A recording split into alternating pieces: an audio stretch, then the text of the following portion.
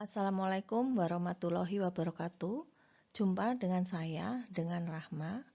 Kali ini saya akan bicara tentang bagaimana mengobservasi dalam ranah perkembangan dan pendidikan anak, terutama di sekolah. Karena memang ketika kita mengobservasi anak itu adalah sesuatu yang berbeda, sesuatu yang unik dibandingkan dengan orang dewasa. Nah, sebelum kita mengarah kepada pokok dari pembicaraan, kita melihat mengawasi vs mengamati. Mengawasi anak-anak di ruang kelas saat mereka belajar dan bermain bersama maupun sendirian bisa menjadi sesuatu hal yang mengasihkan, dan ini biasa dilakukan oleh para guru. Namun dewasa ini, guru tidak hanya sekedar mengawasi, tetapi juga melakukan pengamatan berfokus atau yang disebut dengan melakukan observasi pada tiap anak usia dini untuk mendapatkan hal tertentu tentang anak kecil tersebut. Sehingga kalau dulu atau mungkin sebelum-sebelumnya guru itu mengawasi anak-anak supaya mereka aman, tidak berada pada situasi yang membahayakan, tapi pada saat ini pengawasan tidak hanya sekedar pengawasan, tapi mereka juga melakukan observasi yang berfokus untuk melihat bagaimana anak tersebut, terutama untuk mencari informasi tentang anak tersebut. Nah, agar kita bisa melakukan observasi secara akurat pada seorang anak, kita harus bisa memahami sebenarnya bagaimana sih tumbuh kembang dari seorang anak, karena setiap anak itu pasti akan bertumbuh dan berubah seiring dengan bertambahnya usia. Beberapa anak lebih cepat berkembang dibandingkan dari anak yang lainnya, dan beberapa anak lainnya juga bisa lebih lambat daripada anak yang normal, artinya yang sesuai dengan tahapan usianya. Dan perubahan-perubahan ini otomatis akan dipengaruhi oleh usia anak.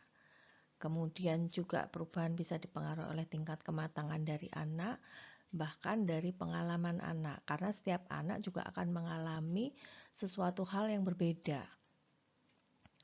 Perkembangan anak pasti akan berkesinambungan, itu yang harus kita pahami.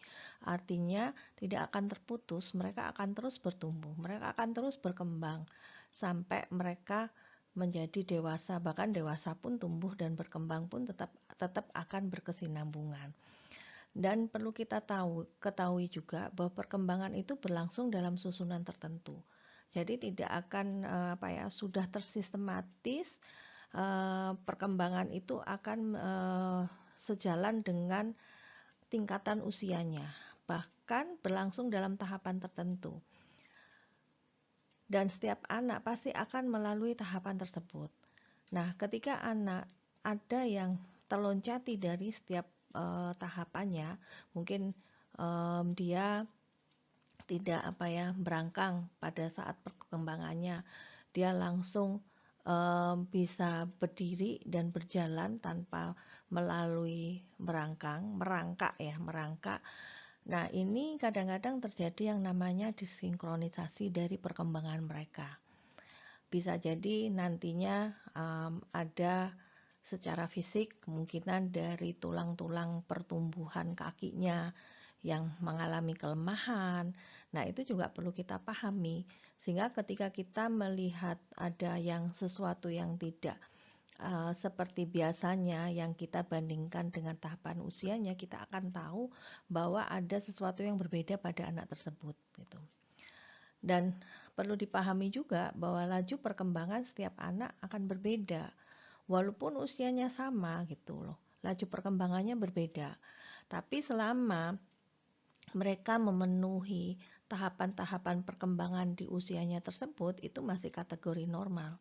Sehingga kalau misalnya dibilang ini kok agak lama ya, tapi ketika dia bisa melalui tahapan perkembangan dari anak usia tersebut, itu masih sesuatu yang normal.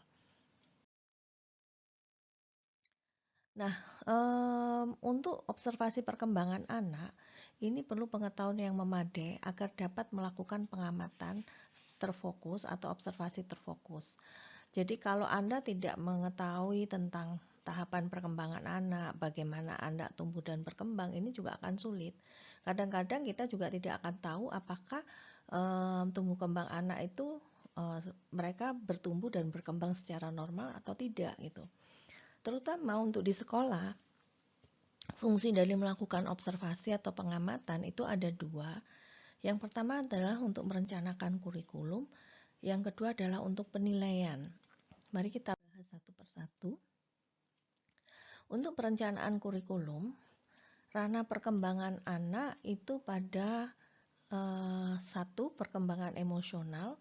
Jadi bagaimana misalnya ya untuk usia anak 5, 4, 5 itu biasanya TKA, perkembangan emosionalnya seperti apa yang diharapkan. Kemudian yang kedua adalah perkembangan sosialnya. Perkembangan sosialnya seperti apa yang diharapkan sehingga pembelajarannya bagaimana nanti yang direncanakan oleh sekolah. Kemudian perkembangan fisiknya bagaimana, perkembangan kognitifnya untuk anak usia misalnya 4-5 tahun apa yang diharapkan dan mereka bisa mencapai itu atau tidak. Nah, yang kelima adalah perkembangan bahasanya. Sehingga kita juga akan tahu misalnya nih anak usia 4-5 sudah bisa mengucapkan atau membuat kalimat dari 5-6 kata, tapi ketika anak kita observasi, kita lihat bahwa dia hanya bisa menyebutkan 2 kata, misalnya saya maem, tapi dia masih kesulitan untuk menyebutkan satu kalimat yang terdiri dari 5 kata, dia hanya bisa 2. Nah, itu kan kita juga akan bisa tahu bahwa sebenarnya ada perkembangan yang kurang dari anak tersebut. Yang keenam adalah perkembangan kreatif. Nah, dari 6 ranah perkembangan anak ini, biasanya sekolah akan melakukan perencanaan kurikulum. Apa yang direncanakan oleh sekolah kemudian akan diamati oleh guru, apakah perkembangan mereka dari sisi 6 ini sudah sesuai atau tidak. Nah, observasinya itu juga akan sampai ke sana. Jadi sampai pada posisi posisi anak itu ada di ranah perkembangan tersebut atau tidak, itu yang menjadi observasi dari seorang guru ketika ada di sekolah.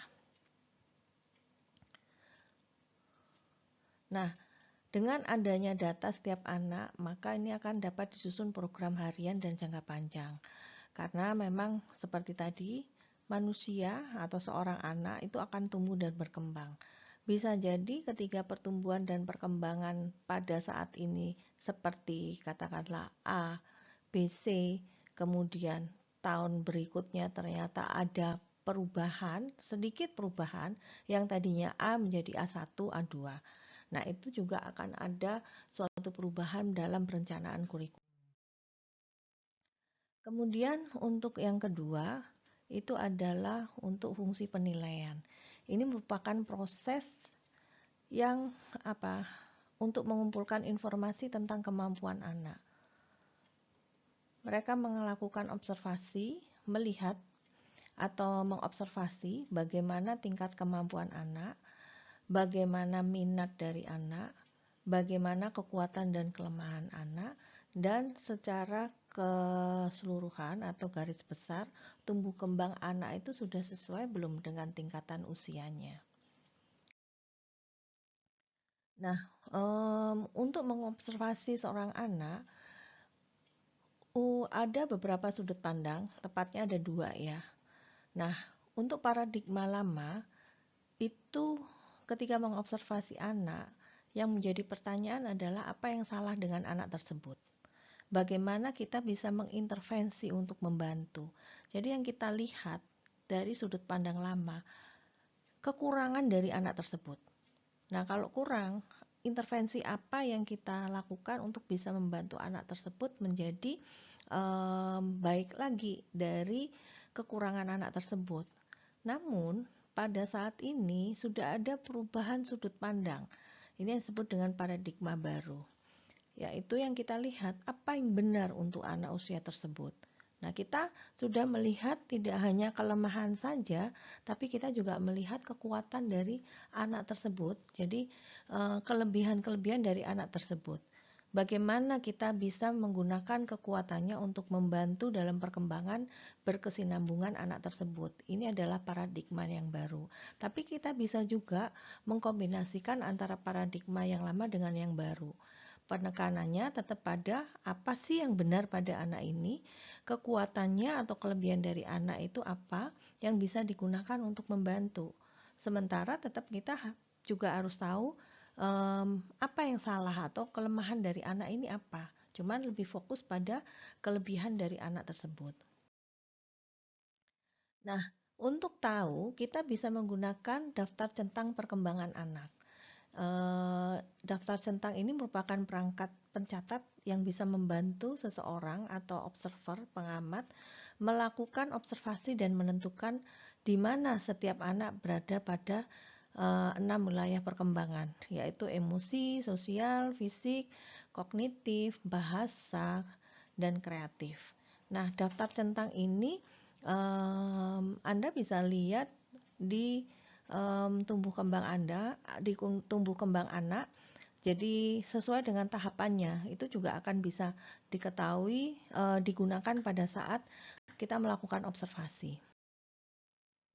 Nah, bagaimana menjadi observer?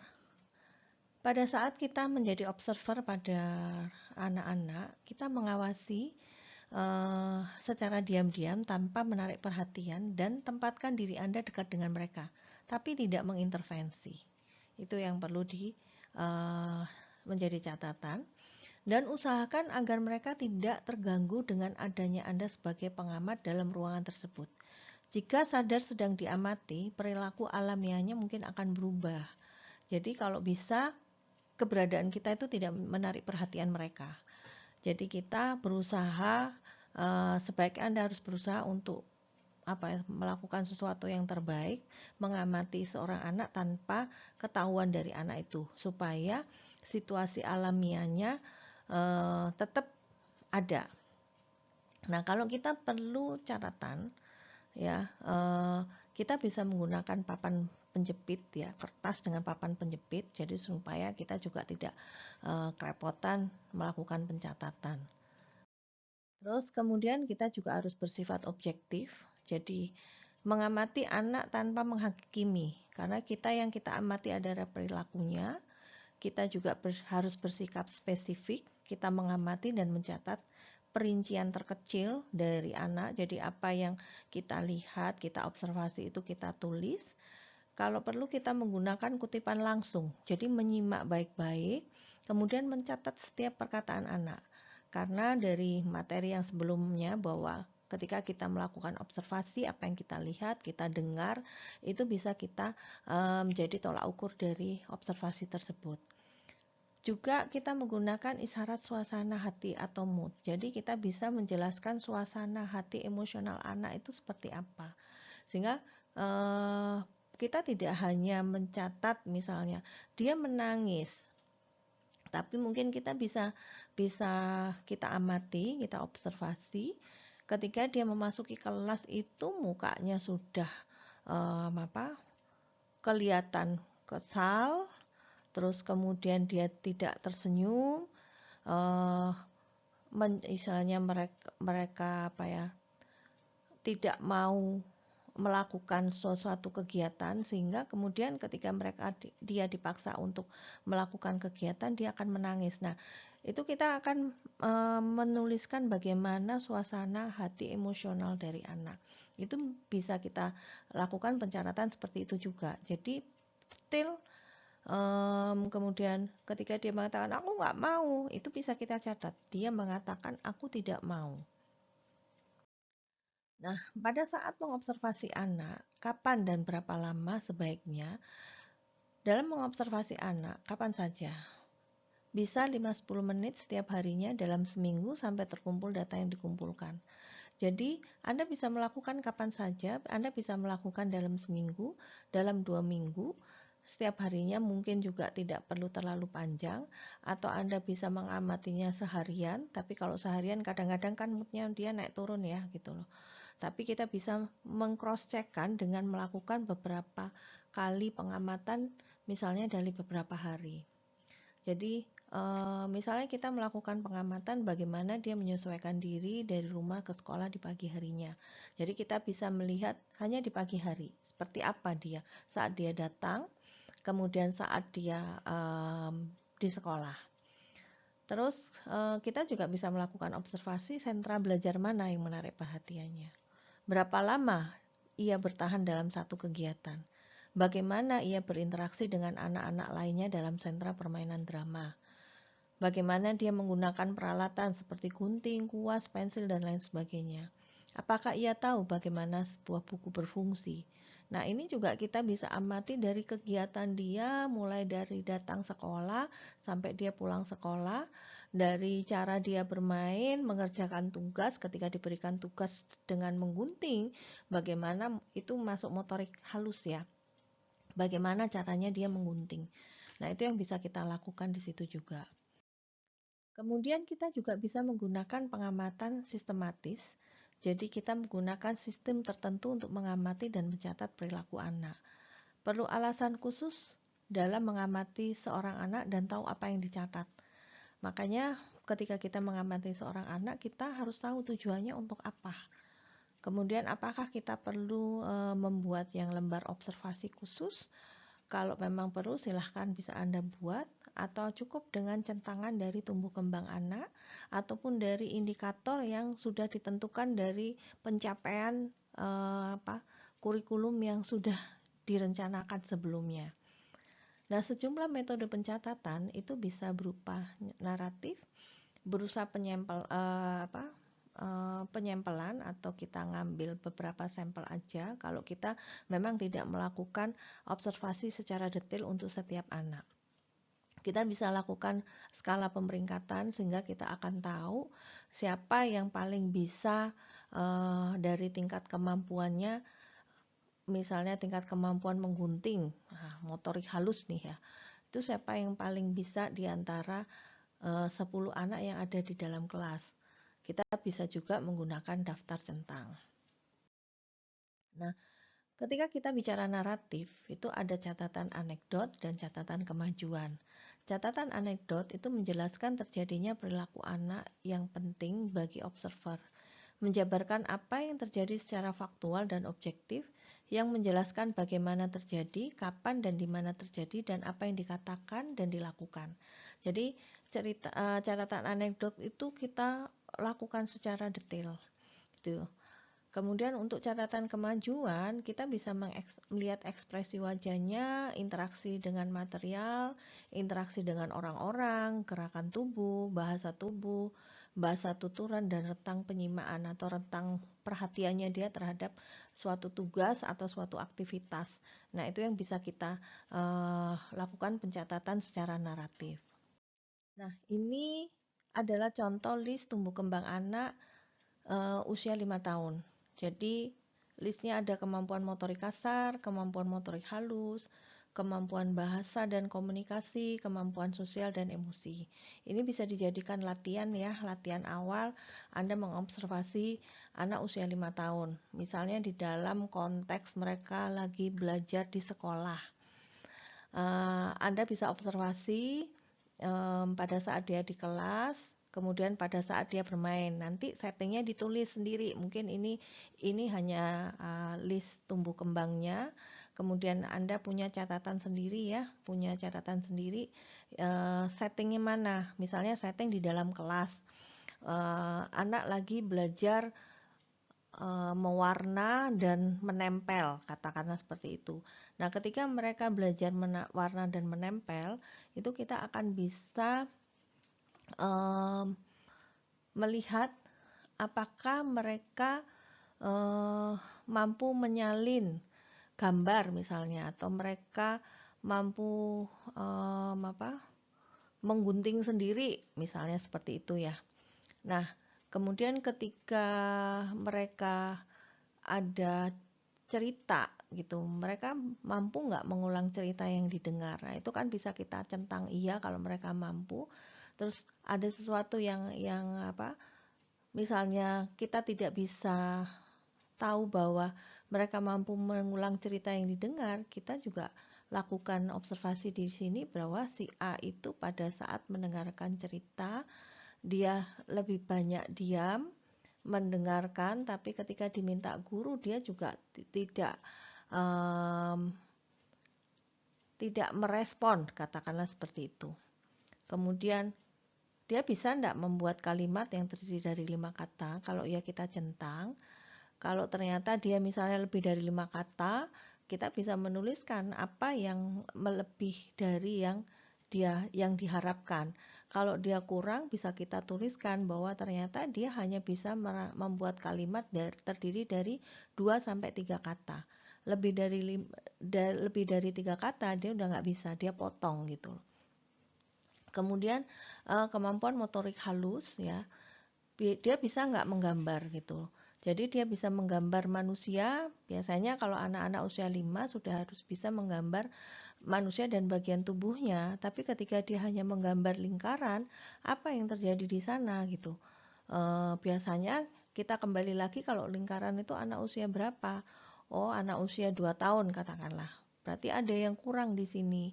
Kalau tadi ternyata dia bisa lebih dari 5 kata, kelebihannya adalah di bahasa, tapi mungkin motorik halusnya kurang. Jadi ada beberapa kriteria yang dia iya, kalau di sini iya semua, oke, berarti perkembangan anak itu bagus. Tinggal nanti ada narasinya dari hasil observasi itu, dari antara perkembangan dia yang sesuai dengan tingkatan usia, yang merupakan kelebihannya di mana gitu. Nah, ini yang bisa kita observasi dari seorang anak. Ini contoh ya, hanya contoh list tumbuh kembang anak, dan Anda bisa mengembangkan sendiri dari tujuan apa Anda mengobservasi anak. Nah, ini bisa dijadikan latihan. Anda coba mengobservasi tumbuh kembang anak di usia 5 tahun gitu, sehingga Anda akan mempunyai pengalaman untuk melakukan observasi terhadap anak. Sekian penjelasan dari saya.